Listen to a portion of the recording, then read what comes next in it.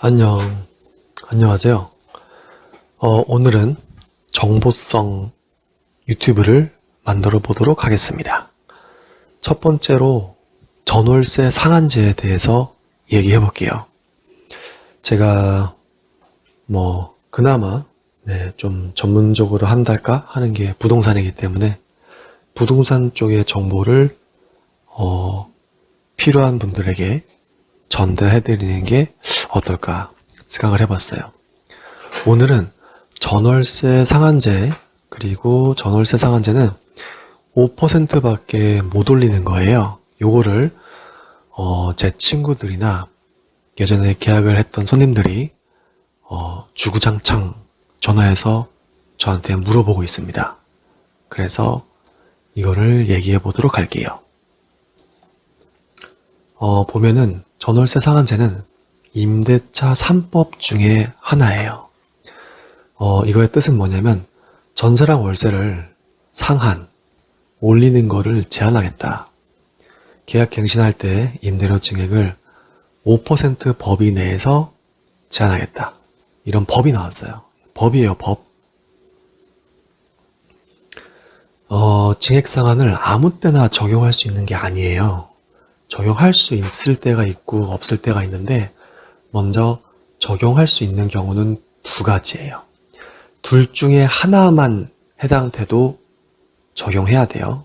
첫 번째는 임대인이 주택임대사업자일 때, 임대인이 주택임대사업자면 기존 임차인하고 계약을 하든 새로운 임차인하고 계약을 하든 무조건 5%, 최대 5%까지밖에 못 올려요. 그리고 계약갱신 요구권을 사용하게 되면은 임대인이 주택임대 사업자든 아니든 상관없이 최대 5%까지밖에 못 올립니다. 반면에 둘 다 아닐 때는 5%를 상한으로 적용받지 않아요. 예를 들어서 임대인이 주택임대 사업자도 아니고 새로운 임차인과 이제 계약갱신 요건을 쓴 것도 아니다. 그러면은 5% 이상 인상해도 괜찮습니다. 예, 법이 이렇게 정해져 있는 거예요. 심화적으로 예를 하나 들게 했는데, 솔직히 말하면 이런 예 필요 없어요. 네, 왜냐면, 사례가 너무 많기 때문에 굳이, 이거를 들 필요 없는데, 썼으니까 간단히 얘기하고 넘어갈게요. 만약에 주택임대사업자가 아닌 임대인인데 기존의 임차인하고 계약을 새로 했어요. 이름이야 재계약이라고 불렀지만 5% 이상, 8%, 9% 이상 인상하라면 어떻게 되냐? 그러면은 계약은 유효해요. 계약은 유효한데 재계약이 아니고 새로운 계약으로 간주돼서 이 임차인은 나중에 언제든 본인이 원할 때 계약 갱신 요건을 사용할 수 있게 됩니다. 네, 다시 한번 말씀드리지만 모든 사례를 다 알 필요가 없습니다. 자, 다음으로 넘어가 볼게요. 5% 증액은 무조건 올려야 하는 게 아닙니다. 법이 좀 이상하다, 이런 얘기 있는데, 나중에 얘기하기로 하고요. 임대인이 이제 5%를 올리고 싶다고 했어요. 그렇다고 해서 임차인이 무조건 응해야 되는 게 아니에요. 이게 이제 법 자체가 뭐라고 되어 있냐면은 올릴 수도 있다 이렇게 되어 있기 때문에 서로 협의를 통해서 2에서 3%만 올릴 수도 있고 임차인이 나는 한 푼도 못 올려주겠다라고 해도 계약갱신 요건을 쓰는 데는 지장이 없어요. 법적으로 아무 문제가 없어요. 자, 여기서 일단 사람들이 싸우는 원인은 그거예요. 임차인 분들한테는 널리 나라가 뉴스 또 각종 자료를 통해서 알렸어요. 5% 이상으로 제한하겠다. 그리고 그나마도 안 올려도 된다. 라고 나라에서 널리 알렸죠. 그럼 임차인 분들은 어떻게 되겠어요? 당연히 안 올려주려고 하겠죠. 그런데 임대인들 입장에서는 어떻죠? 지금 불만이 터져 나가려고 하죠. 주택임대 사업자 내라고 해서 냈더니 나중에 정부에서 이거 낸 놈들 다 나쁜 놈들이라고 혼만 내고 막 폐업 억지로 시키려고 하고 자기들이 유도를 가입하라고 했다가 가입한 사람은 혼을 내고 있고 이런 것들뿐만 아니라 여러 가지가 다 뭉쳐가지고 지금 폭발하기 직전인데 시세보다 현저히 못 미치는 5%. 근데 그나마도 안 올려도 된대.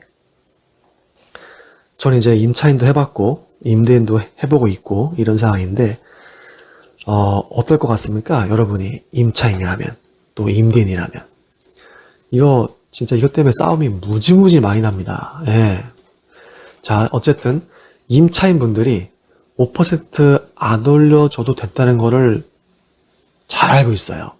이렇게 했을 때 임대인이 뭐라 그러냐? 이렇게 합니다. 관리비를 올려요. 이 법이 웃긴 게 관리비 올리는 건 또 불법이 아니래요. 그리고 퇴실 시에 가진 이유를 들어서 보증금을 차감해요. 마지막으로 이게 제일 많이 쓰는 방법인데요. 본인이 입주 의사를 밝히고 입주해요.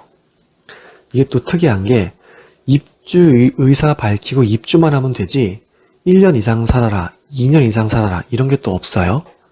법이 좀 허술하죠. 제 생각엔 그래서 이거 대화로 해결하는 게 훨씬 나아요. 법을 들먹이면서 싸우면은 지금 뭐 임차인한테 이 임대차 3법 유력이 나왔지만 임대인 쪽에도 써먹을 수 있는 법이 되게 많아요. 안 써서 그렇지. 그거 이제 제가 보기엔 임차인, 임대인 다 존중받아야 되는 사람이라고 저는 생각해요. 그리고 이거 싸움 나서 정부에다가 막 전화하고 하시는 분 계신데 정부가 아무 도움이 안 됩니다. 예, 전화도 잘 안 받고요. 공무원분들 뭐라고 하는 건 아니지만 제가 전화 많이 해봤는데 해결해 주실 수 없습니다. 하지만 정말 임대인도 그렇고 임차인도 그렇고 정말 막 나가는 급발진하는 상황만 아니라면 충분히 얘기를 통해서 해결하는 걸 많이 봤어요. 그렇기 때문에 그게 최선이라고 저는 보여집니다.